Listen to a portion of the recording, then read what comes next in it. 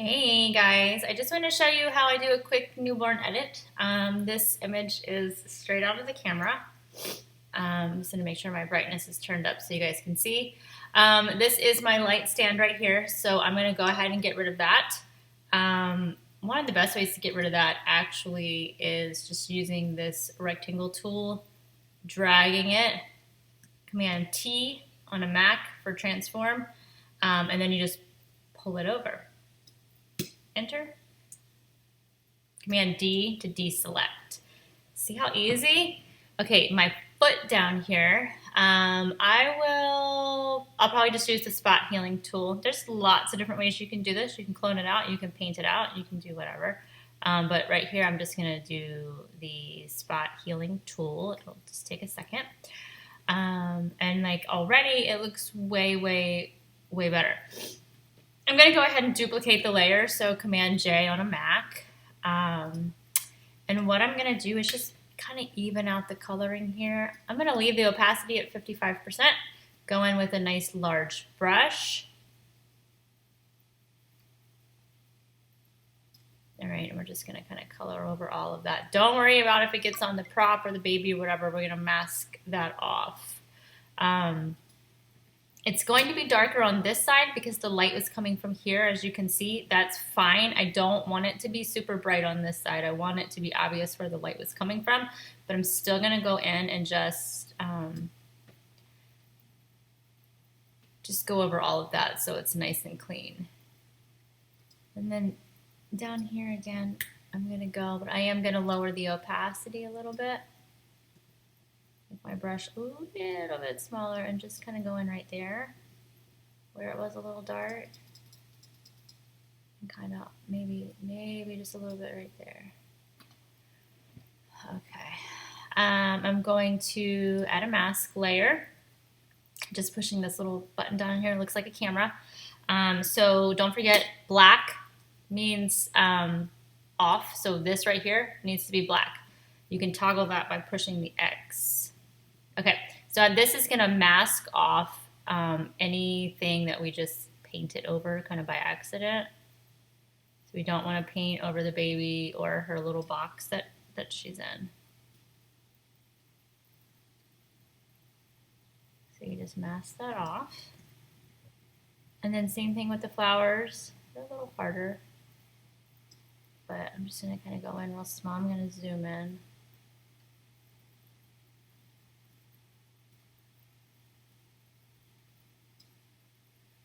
Zoom in or not zoom in, but I'm going to zoom out with my brush real small and just get these details back.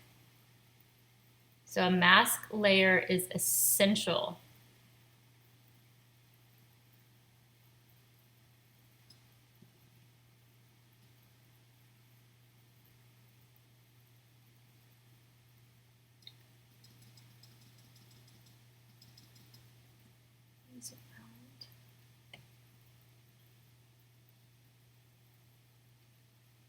I'm just making sure I have all of the stuff off.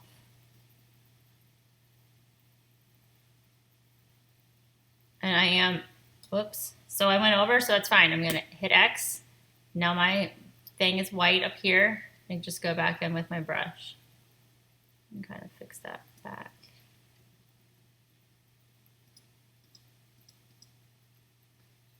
Hit X again, so it's black again. Real small brush. And just go in there.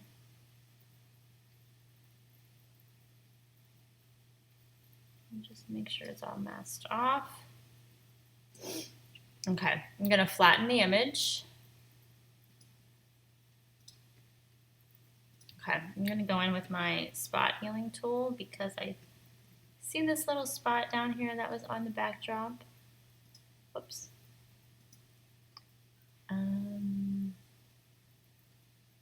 Everything else looks pretty good. She's got a little spot on her face. I'm going to go in.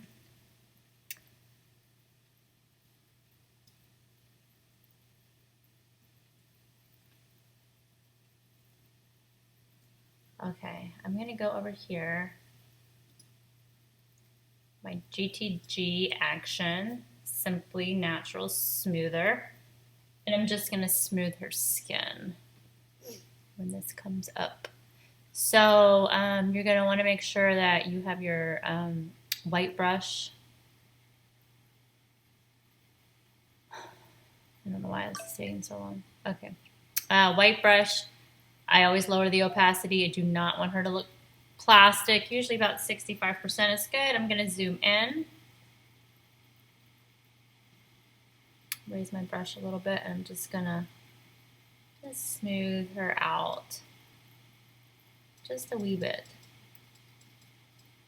And then even on the eyes, but I like to have a smaller brush for that so I don't go over those little tiny lashes. And you can see she's a little bit red. GTG also makes a wonderful redness replacer. So I'm going to go ahead and use that. I'm going to lower this. Probably right around 40. Increase my brush. She's red on her head. I'm just going to go in.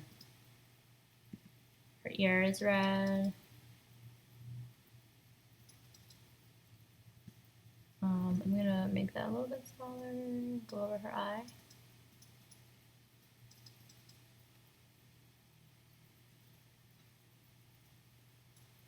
You got to be careful with reds. You don't want to take too much out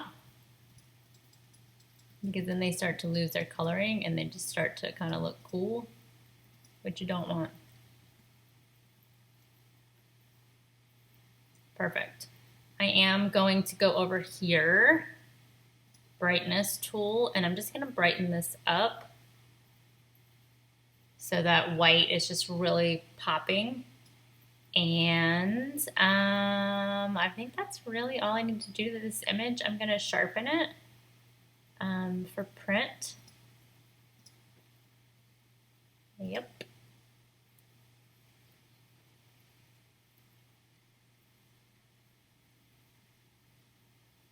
So this is kind of how I like to keep my images, just super clean and classic. This is a typical editing workflow for me for every single image.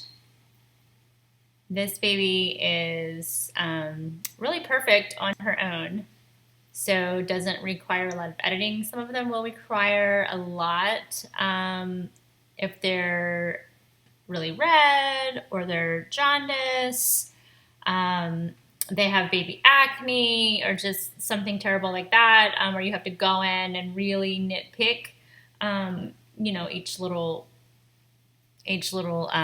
bump. But this baby was pretty perfect, as they all are. And when I edit a newborn, if I'm editing baby acne or rashes or whatever, I edit them to make them look like what they're always going to look like. So I usually always tell my clients they're not always going to have baby acne, so that's not always what they're going to look like. And so that's just important to understand. I'm not altering the way they look. It's just they're not always going to look, you know, the way they look when they come into the studio because, you know, a lot of them have trauma from birth. And so there are little things I have to fix because I want it to look like your baby, you know, is going to look. In the next few weeks, your baby is going to change and is going to, you know, the skin's going to clear up. The head is going to be perfect shape. So that's how I want your baby to look. So I don't, you know, I do go in and edit out all that stuff.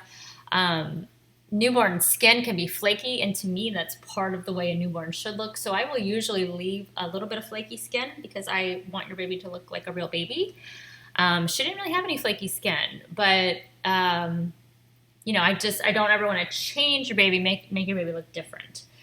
So that's just important to know. But that is the final image, and I can show you right here. Look like this, and then boom. Easy peasy.